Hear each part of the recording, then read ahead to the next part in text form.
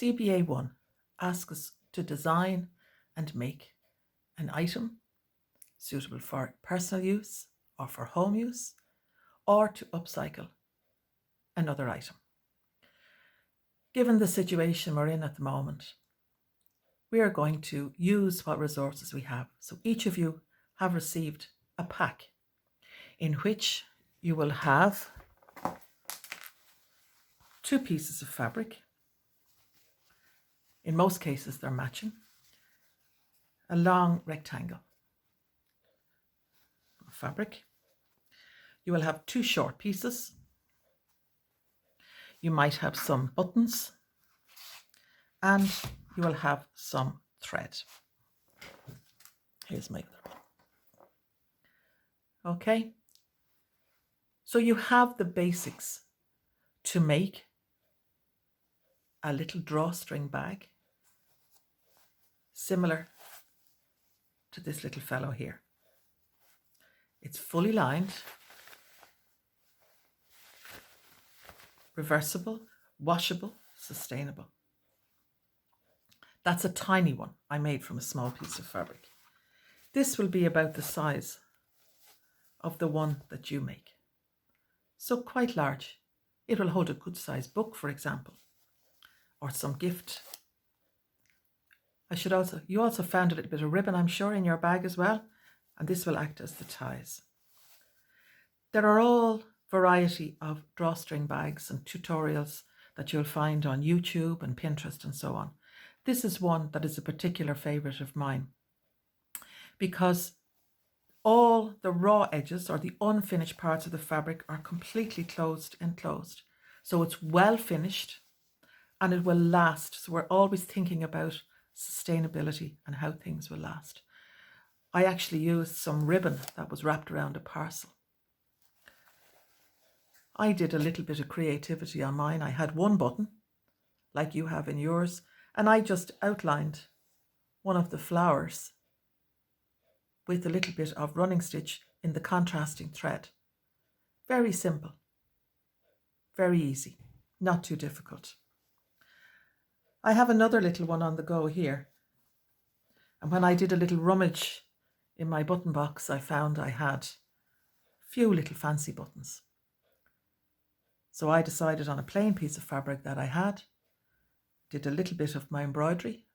I did stem stitch, I did a lazy daisy, and I did back stitch, and I stitched on my buttons. You can decide to stitch on your buttons or not to stitch on your buttons. You can decide to leave it plain. Here's another piece I had, again of that hexagon style fabric. It's a slightly bigger bag, but I just let the fabric doing the talking on this particular one. This one is nearly finished. It just needs the little ties in the top to pull it in. It's the same size as the original, but I squared off the bottom of it. So it has a nice finish and it just elevates it a little bit more. So I'll show you how to do that. But to start, I do think everybody should be able to stitch on a button. So I'm going to take one of my pieces here. Now I found 3 buttons left. I had 3 buttons left from my divvy up. I'm going to look at my bag and I'm going to see where, well, that looks like a smile. But I think I will just line them up in a little row in about the center of what will be my drawstring bag. Sewing on a button, that is such an important little life skill to have. I thread up my needle. Again, remember the last time we say not to use thread that's too long because it twists and turns. Cut your thread at a little angle and that will make it easier, hopefully, to go through what we call the eye of the needle. Now to sew on a button, I always use a double thread. So I'm putting the 2 ends together here. I'm going to make my knot.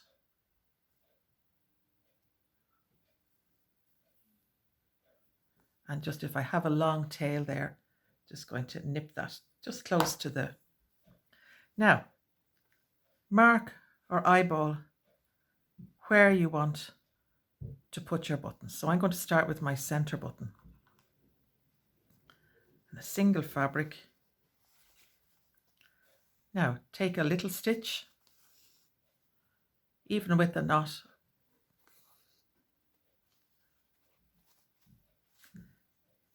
This particular button, I don't know if we can see it through, maybe I'll do it this one. This particular button has just 2 holes in it. Buttons come in all shapes and sizes, and it's a flat button. Next time I'll show you different buttons that have a shank on the end of them, but make them a bit deeper. This button is for decorative purposes, so I'm going to sew it flat. So bring the needle up through one hole and down through the other and back.